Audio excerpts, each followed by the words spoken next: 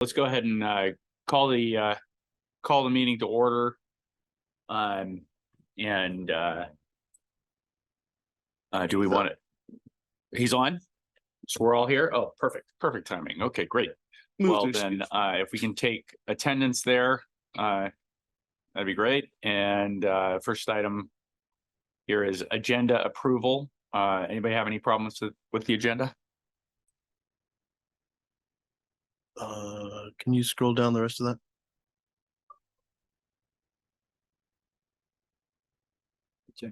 Wait, this looks different from the agenda I'm looking at. Well, yeah, This is the HTML version. Oh, okay, all right. Yeah, my computer has the mouse pad doesn't work anymore, so I can only touch things on the screen. Okay. You good with the agenda? good with the agenda. Joe, you good with the agenda?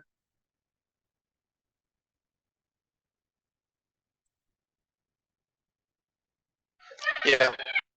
All right. Then we will take the agenda as written. And I don't see anybody in City Hall for public comment, but is there anybody online who has their hand raised? I don't see anybody. Okay, all right. Well, then let's move on. But be careful with that because staff can make comment as public. You guys got anything to say? Council members could make comment as public. You want to say something? No, not Anybody want to say something?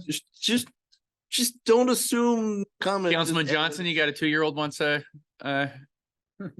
exercise your franchise? Until her mom gets home, my daughter appears to have a lot of things to say. Okay, all right. Well, let us know if any of them are pertinent. Or for items not on the agenda, but go ahead. I don't think any of the items are on the agenda. Did anybody have a problem with the minutes dated August 22, 2023? No comments or edits. I don't think so. All right, then motion to approve, So moved. and I'll second. Those in favor? Aye. Aye. Okay. And agenda bills. Let's move on to that. AB 23 Aye. Introduction of the ADA transition plan. Continued. Part 2. Evening. So I had a presentation ready for like 2 weeks ago when we went over this, but then instead I, had 5 minutes. So if you want, I can give the presentation, or if you just, you read all 399 pages of it, then I'm open to getting peppered with questions. Presentation 399 pages. Every single page is a work of art. Yep, exactly. So Absolutely, give us the broad strokes. broad strokes. I'll just go through the presentation. It's Great. about 5 slides, so it Please. should move. Start screen. Mike, can you stop sharing your screen so I can come view that? Thank you. Let's just do the screen. Oh, my own page. All right. So, evening. Oh yeah, I'll let you go. I want to get closer. So just broadly, what should an ADA transition plan do? There's 4 sections to that. That's identifying accessibility barriers, describe methods used to remove those barriers, provide a barrier removal schedule, including the cost estimate, and then identify public official responsible to implement that plan. So just breaking down what step 1 is, it's identifying those accessibility barriers. And so for this iteration of the transition plan, we focused on identifying barriers associated with curb ramps, as well as accessible pedestrian signals, APSs. And so future updates of the section that we would review with barriers would be, all sidewalks in general, driveway interfaces with sidewalks, or just accessible parking. But like I mentioned, this transition plan is strictly focused on just the accessibility of the curb ramps around the city and the APS buttons. And so then breaking down step 2 of the plan is to describe methods to remove those barriers and prioritizing which ones to do. So, okay, we have 1,200 barriers or 1,200 ramps. Which ones do we solve first? Which ones do we solve last? And so the ways that we do that is you rank every single one, A, B, C, D. A being it's perfect, nothing should be done, it's in great shape. D is it's just not there. And then B and C being somewhere in the middle. Other ways to prioritize these is if we're doing work on a street, prioritizing the ones that are close to capital improvement projects. So if we're working on the street adjacent, we should fix it. Then third reason we would do it is public feedback. If somebody is complaining a whole bunch, if the public lets us know that, hey, even though this one might not be the worst in the city, but we use it a ton and it's a problem, then we should consider prioritizing that one over a missing barrier in the middle of nowhere. Is there some kind of method that you guys have for figuring out where the most used ADA accessibility ramps, for example, are in the city? So unfortunately not. I mean, 88, so these ramps I'm talking about is, just at every single curve. We're looking at 8 ramps right there. Or what is that? 2, 4, 6, 8, yeah. Yeah, 8 ramps right there. So that's what we're prioritizing. Unfortunately, we don't know which ones get the most traffic. It just isn't part of the scope of this work. That would be a ton of time just trying to log every single person. So it's just looking at all the scopes or all of the ramps and kind of saying this one is just the pits. We need to do something about it. And this one is not. Yeah. So we recently did some ramp work down by Centennial Park and the elementary school because the truncated domes were missing from those ramps. So we added them in the last month. So we do kind of look towards the schools and the parks, attractions where there's more traffic. Also, there's varying degrees of compliance. So a ramp could be, Yeah, I'm getting to that. all right. Yeah. That's good. All right. Yeah. No, there isn't. Well, When the ramp was put in, it was compliant. If there was, If there was a ramp, I'm talking. or if there existing was, ramp, or if there was a standard. Okay. Yeah. The ramp was put in, it was compliant. Well, if there was From no when the standard, ADA first yeah. started, okay? The standards have changed. And prior ramps may no longer be compliant with the current standard. My question is, what's forcing us to make them compliant with current standard when they were put in at the prior standard, which was acceptable? My understanding is their grandfather clause did. no, that's not quite right. Okay, correct me. I've Yeah. been doing it all day. Do you want to address this in the course, or do you want me to answer that directly? So I guess it would be easiest just to say we have 1,300 ramps and only 699 of them are currently compliant. Compliant with current standard. Fully correct. Fully compliant. Well, not even. 210 of those aren't compliant, but it's because of maximum extent feasibles. So The MEF, Because of what? MEF. maximum extent feasible. So it's like Some places you cannot build a ramp You that's can't build a totally ramp to compliant. Yeah. yeah, on the parkway is where there's a lot of these MEFs. I don't know why I did air quotes. That's what it's called, an MEF. So it's just too steep. You can't put a ramp there that is within the limits, that 8.9%. It's just, you can't do it. And so even some of those are out of compliance technically, but they're as good as they can be.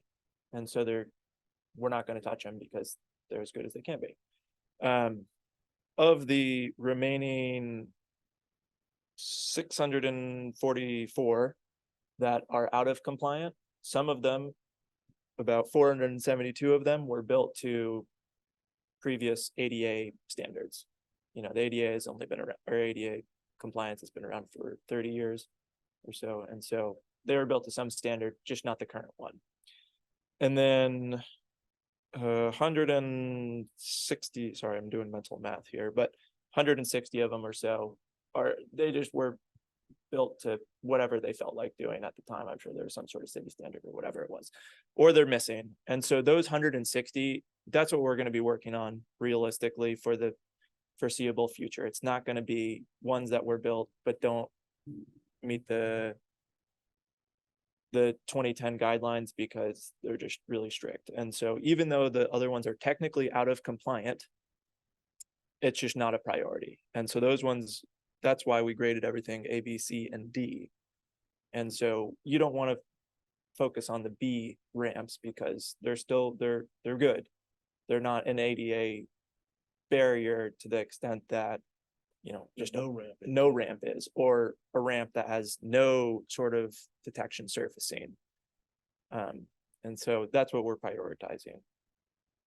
But to Councilman Holloway's point, if a ramp was put in 2005 to the ADA requirements of 2005, and it is still in great condition, it does not need replacement, it's not worn out, that it seems to me that that would still be in compliance because So it's, because if it's not, then we go ahead and say put a ramp in that's compliant, and they change the standards next year. Are we going to have to rip out a brand new ramp or is it so the goal of the within transition, compliance? It sounds like maximum extent feasible, for example, is a category where, yeah, it's not to the standards that the ADA says, but the ADA standards are not possible in that location. So we've gotten it as close as we can. It seems to me that is compliance, isn't it? So I guess I should start with the transition plan. It's not, we're not going to go and fix all 700 ramps that are out of compliance. That's not what this goal is. This goal is letting us know which ramps we have to do. Which ones are the priorities? Not here's 400 that we have to do. And this I should say too, this is a federal requirement. And we're doing it to the federal requirement standards. There's nothing saying we have to go and fix all of these ramps that were built to 2005 standards. So that's just not what this job is. This is just a way for the city to essentially be working on becoming a fully ADA compliant city, which we will never be. It's just not tenable because the ADA standards are always changing. This is, you know, millions of dollars of work, and we're exceptionally better than the majority of cities in the area. The goal of this transition plan is to say, okay, but we are going to be working to become ADA fully compliant. How should we do that? Which one should we focus on? Which ramps? And it's not the 2005 ramps, it's the missing ramps. And that's what this transition plan is trying to shed light on. And that's what the federal requirements are requesting. It's not that, you know, by 2030, Snoqualmie and every city or jurisdiction is going to be ADA compliant. That's not what these transition plans are meant for. It's just so that staff can make. All right, Councilman Johnson and then Councilman Holloway. Yeah, what I thought that I heard, and please correct me if I heard this incorrectly, I thought that what I'd heard was that there were something like 160 that just were not in compliance ever. Did I hear that correctly? Yeah, that is correct. Do those predate in 1990? Okay. All right. Likely.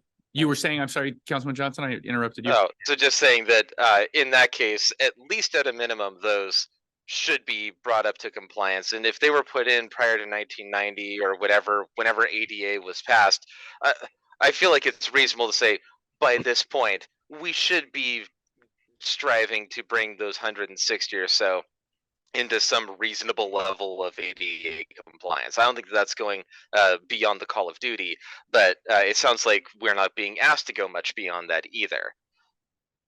No, so we don't want to make a date where we have to hit this 160. I think that's setting it up for being a problem. What we want to do is just being able to say, hey, we have money, we have funding to fix ramps.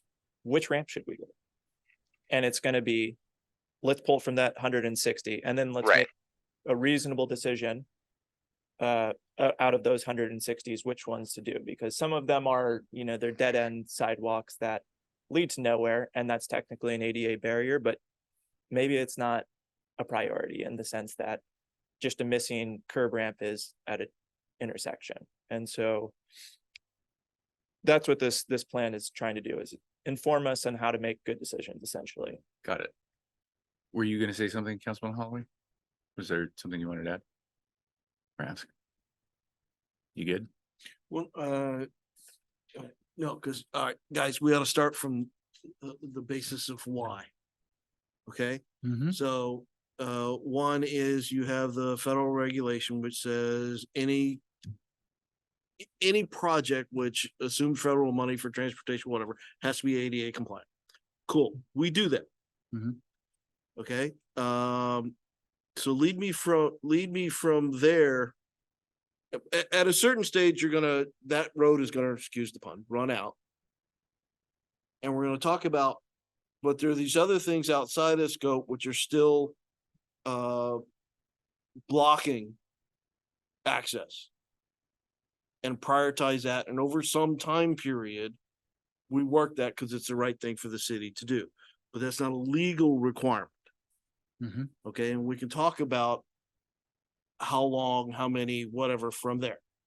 Because you can't do this overnight. It's just gonna be, there's not enough money. We do a levy lid lift and see how the vote goes. So I would say it's multi-pronged. We're not gonna, like, the ones on the Parkway, we had to redo a whole bunch of them on the Parkway. That's part of the scope of the Parkway project, is redoing a ton of the sidewalks or curb ramps. I'm sure you saw that work being done. Those were built to the 2000 standard, whatever it was. And we had to do them because they're federal funds, and that's being funded by the Parkway project. And that doesn't mean that we also shouldn't be doing the, you know, curb ramp missing downtown somewhere.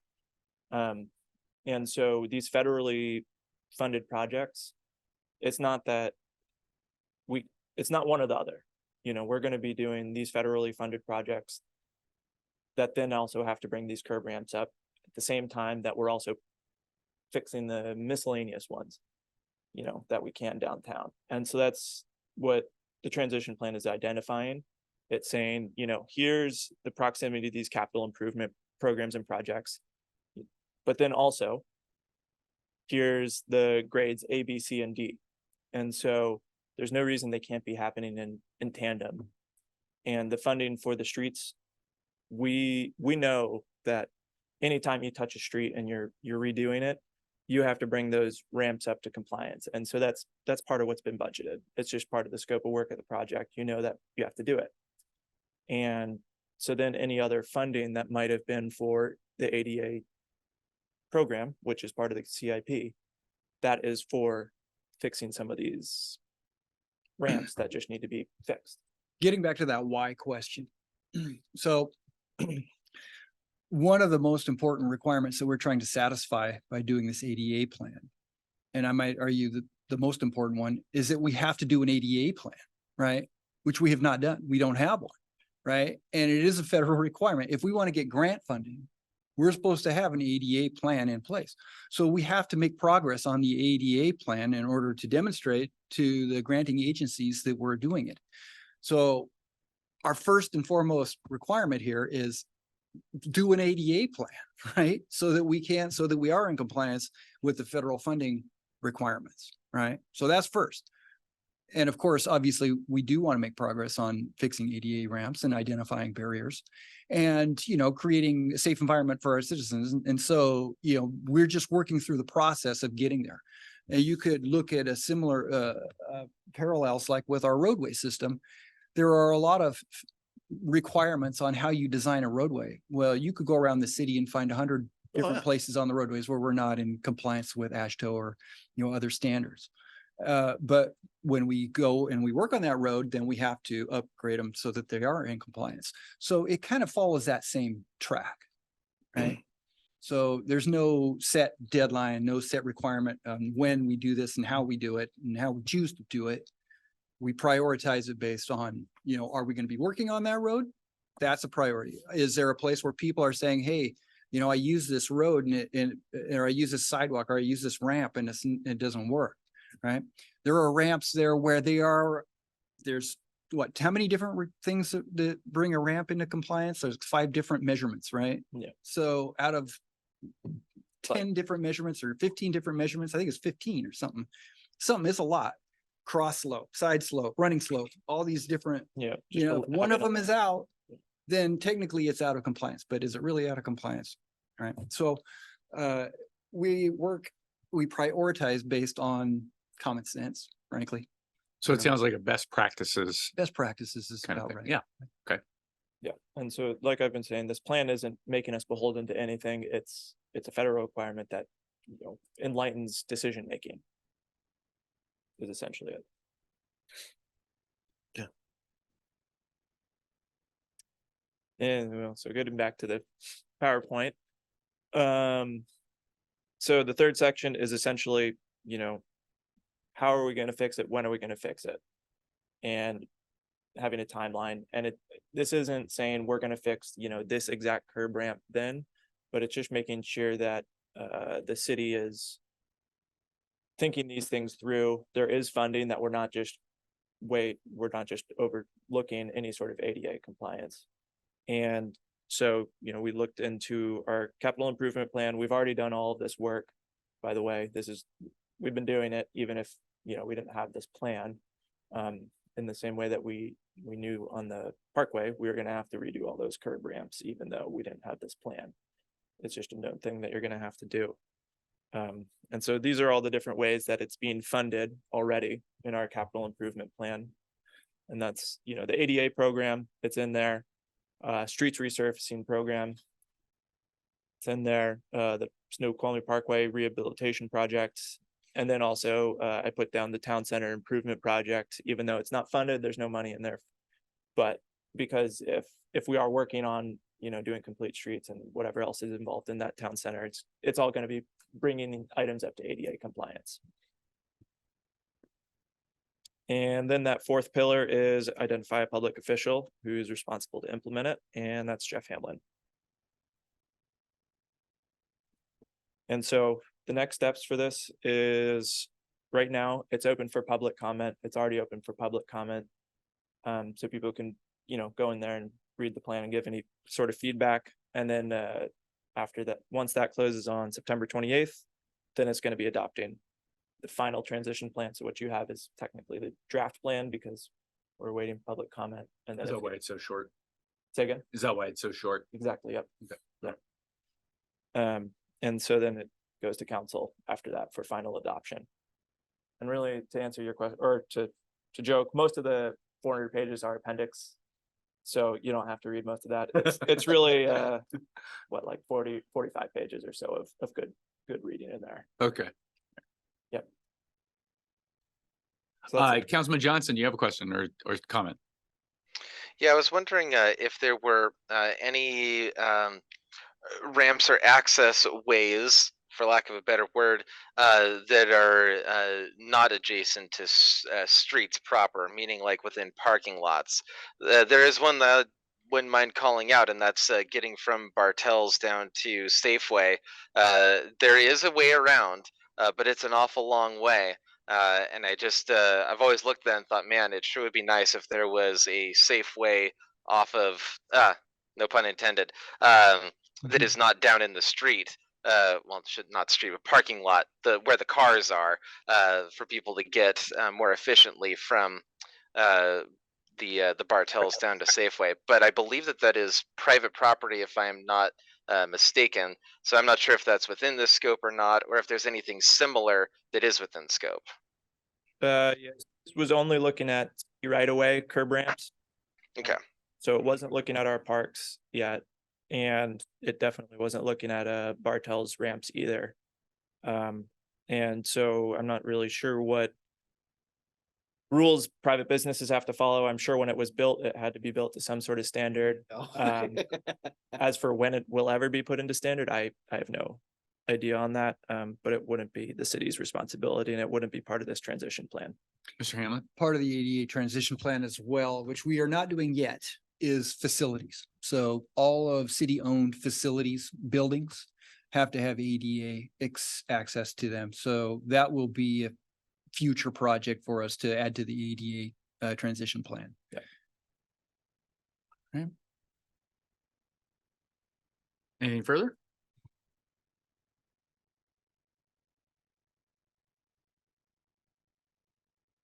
You look like you're thinking. Sometimes you look like that and you're Well, not. I'm concerned of word usage here. The existing ramps we have are ADA compliant per when they were built. Okay? They may not adhere to the current standard, but they are still compliant to the standard they were and must be to. Okay? So I don't want us broadcasting to the world that we're, a terrible place for people with access issues to be. We're not. We've actually got good ramp coverage, whatever. But as with any city, we can do better. There are areas that we have not touched that we can make accessible, and we should make progress along those lines. That's what you're doing. And yes, we need to comply when we do go touch with major capital projects. They need to be ADA compliant per the standards in place at that time. Mhm. Okay, so that's So this, it's just wordage and it's a nit for me. It's just, I think it's a really good, a really important point, because if we're using that kind of language saying that we're out of compliance, I don't think it's being fair to the efforts that the city has been making over the years to be compliant. I think it really is really important to make the point that all the ramps that we have followed the rules. And yes, there are some that were built before ADA came into existence and we need to replace them. 33 years is, to Councilman Johnson's point, they're probably ready to be replaced anyway. And we should get it so that it's accessible. can I, Yeah, go ahead. so the wording and as well as the grades, if you look, and which describes the condition, those are federal, that's federally how they want it phrased. I'd like you to fix that. So if it doesn't meet their standards, they want you to list it in the transition plan as non-compliant, meaning non-compliant to this current standards. So we have asterisks next to them in the transition plan saying, hey, these were probably built to previous standards, but they're non-compliant now. But that's, They don't let you grandfather it. They don't, but you kind of look at it, you equate it to the standard, right? It's a standard, like you would have any other standards for roadways, standards for drainage systems, standards for utility systems. We have a standard. When it was constructed per that standard. right. Right? So as time goes by, the standards change. Pretty much they up the game all the time. Right? So does that mean that we have to go out and replace all that stuff? No, of course not. If it's fully functional and it's not a hazard, it's, creating a hazard to health and safety of our citizens, it doesn't become a priority to fix it. Just when we get to, when we have to do the maintenance on it, then that's when we do the upgrades. I'll behave. Thank you.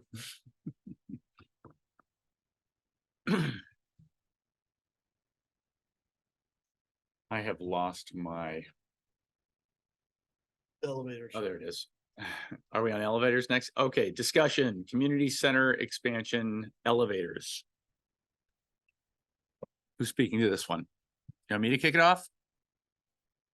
My concern, when we were talking about the community center expansion, we talked about alternate positioning for the splash pad. And in that conversation, we talked about in that conversation, you mentioned that would require an elevator at the community center, which would add $1 million to the project. And in doing some research and talking to people experienced in construction, they couldn't understand where that estimate came from, because one of the guys that I talked to has been building buildings for a long time, and he said a 2-stop elevator with all the bells and whistles run you about 45,000 3 years ago. He's been retired for a few years. So prices have certainly gone up since then, but it seemed high. It seemed like, 20 times as high as maybe that estimate should have been. And- So I have some stuff to talk about the community center specifically prepared, but to go with that, I probably spoke a little quickly without totally thinking about that. So that was an actual project in my previous employment in California. So to get to that price, you have to take into the account, it's a retrofit in an existing building. New construction's cheaper. Anything in that shaft or the equipment room or anything, codes have to be upgraded. You got to pay for the architect, the engineering, which is kind of rolled into this project. It's not really a called out line item. It's a California Bay Area market, prevailing wage, and then you have the mysteries of government financing. And let me touch on that for a second. And here's where I'm going to throw Gianna under the bus, but not really. So Gianna came to me the other day talking about a survey we had done in one of our parcels. And we contacted a consultant and had him come out and do a specific survey in one of our parks. And so we sent them an email with a task order saying, do the survey here. They went and did the survey and they sent us an email back with the results of the survey. And that's about the extent of the staff involvement in that survey. There may have been a couple phone calls, etc. But because of the way we do our cost allocations, we were attaching $13,000 in overhead to that invoice. And I'm like, what? And the reason why we're doing that is we don't have time tracking yet with our system. And so they take the whole cost of all the engineer support and everything and divide it evenly among the projects. So with the Parkway project, where you got hundreds of hours of work, and then you have this little survey, they're both getting the same allocation of overhead, which is wacky. So Tyler's going to fix that because we'll have time tracking. And when Patrick's working on the ADA transition plan, he's going to have a code to put on his time that says, I'm working on the ADA transition plan. And then you'll have a report that says what is going on. So when you pile all that on, that's how you get to the point where, and then also the fear of having to go back to the board and ask for more money because you didn't get enough to begin with. That's how you get to $1 million. And I should have thought about that in that moment, but things were going quick. And so let me take us to the community center specifically. Hold on. I'd like to respond to that. That's a huge mistake. That's a huge error. We're talking about what's the estimate on a new elevator if we decide to build this building with an elevator. It bears no resemblance. Hold on. It bears no resemblance to a retrofit of a building in the Bay Area in California. You're correct. And we're voting based on this information. We're making our decisions because we know that we can count on you to give us accurate information. This wasn't accurate. And I have accurate information for you now. great. Councilman Holloway. Okay, we're not retrofitting an elevator in a pre-existing building in California. We're not. We're not building an elevator standalone in a field. Okay, it's somewhere in between. And probably overstated in the discussion we had, but the nut that you need to keep track in the conversation here is when it was a multi-tier facility and we were trying to figure out how to put it on that site, we said, whoa, too expensive, come up with options. So one option was, the Rambler, keep it all on the same level, put it over where the tennis courts are, and we can save not only the elevator costs, but other costs in doing a multi-tier building. Okay, that's where we were, and that's kind of where it said, but if now you want to put a splash pad there, it's going to be at least down a ways. It's not going to be attached anymore because the one level doesn't allow the attachment anymore unless you start piling a big pile of dirt. Okay. So that kind of, in the discussion we had, detached the splash pad from the community center. Okay. Piece, $1 million is incorrect. So noted. Are we gonna go, we wanna go back and redo the splash pad? I'm just, what are we gonna do? That's We not, acknowledge the data, what are we gonna do with it? we're gonna acknowledge the data. This is a big error. This was a big mistake. I am bothered by this mistake. I don't think, and I think it needs to be, looked at. I'm not used to this kind of mistake. It's not, I want to believe that this is an anomaly. And I do believe that this is an anomaly. But I want to be able to trust the numbers that I hear, because I base my vote on this stuff. And I recognize that if we did a multi-tiered community center, it would add expense. We're adding $1.5 million of expense with the way we've decided to go by putting in the splash pad over at the basketball court. That's going to cost $1.5 million. Splash pad is gonna be $1.5 million, but it was always part of the plan. Great, but we're not adding $1.5 million. to say that to tell us while we're considering options that, well, it'll be $2.5 million if we put the splash pad over here, was inaccurate. Okay, up on the screen, which you cannot read. Just let me explain what it is. These are the estimates to 3 different design options with 2 different sizes for each design options, for a total of 6 different options. Did I say that clearly? Yes. Okay. So we have 1-story option 1, and it's a 31,000 square foot, and it's a 26,000 square foot is scenario B.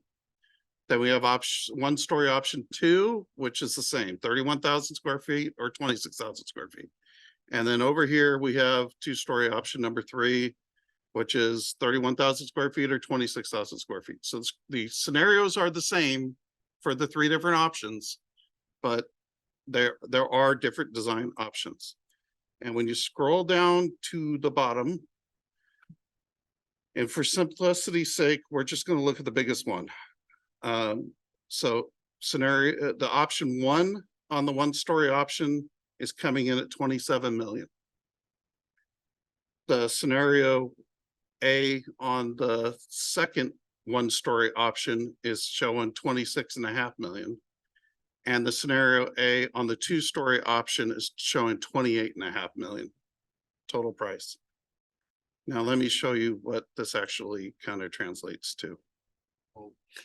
Sorry. It's really important to note on those figures that is programmatic level design, right? So when we say, yeah, it's a little better than a guesstimate, but you're right. It's kind of Still a broad brush, assuming everything, including risk. It's not a wag, it's a sweat. Each one of those sheets has a page of listing out all the assumptions that went into that. Pages. So these are 2 of the, this is the second 1-story option, and this is the 2-story option. So one of the things that we really did not like about the 2-story option was it placed the service right in front, right in the, right at the end of Center Street. And it put an access road at the end of Center Street, which really would kind of change the character of that area. The second reason why the option, and this is a better view of that area and what it would look like at the end of Center Street. But the reason why this shows the amount of excavation that would be required for the two different designs. And if you look at the one-story option, there's excavation for the pool and there's a little shaving of the grade, or support of the grade, or add to the grade. So this pretty much balances out. But if you go to the two-story option, this white line is the existing grade. And all this is excavated and disposed of somewhere else, which adds a lot of cost. Plus, you have all the structural concrete that has to replace all that you excavated to support the building that you're building. And that's why the two-story option is more expensive. So we still are in the exploration process of this whole thing. Nothing has been ruled out, nothing has been ruled in. I'm trying really hard to make this an easy decision for council. And I'm hoping I can land the plane at 21 million. Because I think that would be an easy decision for council. If it lands at 25 million, I think it's going to be an easy decision for council, but it's not going to be a good decision. And what keeps me awake at night is landing it at 23 million, because that's not an easy decision for anybody. So these are real things, the real numbers, the two-story options coming in about 2 million more than the other. As for the elevator itself, we were told by Absher that the elevator portion of it would be 350,000. But that does not include the engineering or any of the other stuff. So.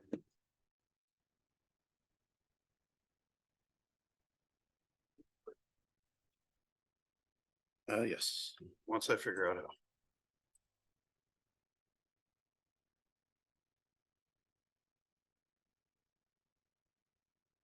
So really what I showed you was option 2 and option 3. I did not show you option 1.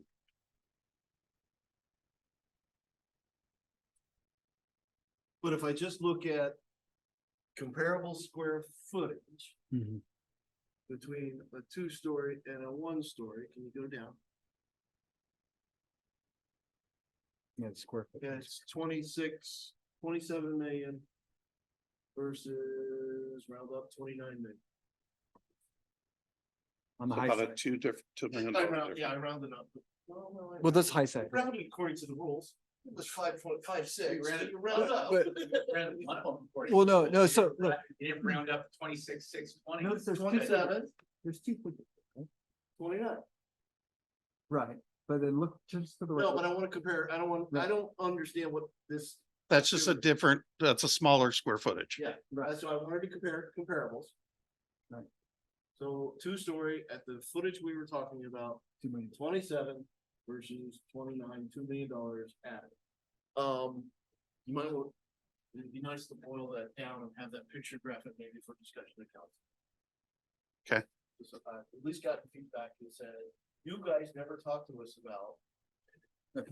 I said I got feedback. I didn't say I disagreed or agreed with it. I just said I had feedback. That's the way No, you go. and we really haven't had a lot to share yet. Here's the issue. We're in such a rapid progression in the design phase right now that we're meeting every week, and every week these figures change. And we're gonna get some new graphics tomorrow, which are gonna be much closer to the choices that we're really gonna make. So, as we work through it and we've basically gone through programming, we figured out what sizes we need, what capacities, what features. That sort of thing is kind of, we're zeroing in on that. Now it's the design effort to make all that stuff fit and work in the best proportions. So we are getting to the point where we're going to give you guys some graphics very soon, which will give you a clear idea about pretty close to what this thing wants to be. Where these things are still concept level, right? With concept level costs. So Hold on, Councilman Johnson, you wanted to say something? Yeah, this is, I think, exactly what this committee needs to see is what is the progress? Is progress being made? One of my fears is that at the very end of this in December, something's going to get dropped on us, and we'll say, "Hey, look, here's the deal that we struck. Do you like it or not?" And that would be unsuccessful. And I'm not accusing anyone of doing that. I'm saying that that's my fear that could happen. And I think that seeing these kinds of drawings, saying, "Hey, here's currently where we're at," doesn't mean this is the thing, but we're making progress. Here's numbers. Here's kind of how things are, vaguely breaking down at this time. That's the kind of thumbs up from this committee that I want to see, is just like, yes, this looks like progress is being made. Keep going. Whereas if you showed us that slide with the cost breakdowns and everything was coming out to 32 million, 29 million as our options, then we're thinking, okay, hey folks, we're looking at the wrong stuff here. We need to start scaling stuff back. So yeah, when we first we're approving this latest phase of the contract, this is exactly what I was looking for this committee. And I think that's the commitment that we made to you last week, is that we would do that. And that's what we're doing. Thank you for doing that. Well, Councilman Holloway. we need to bring, thank you. Sorry. We also need to bring the council along in the conversation, Mhm. not just committee, but bring them along. All right, thank you. I think that's the last thing, right? Yes. All right, well then I'll entertain a motion to adjourn. So moved. Second. All right, we are adjourned. Thank you, gentlemen.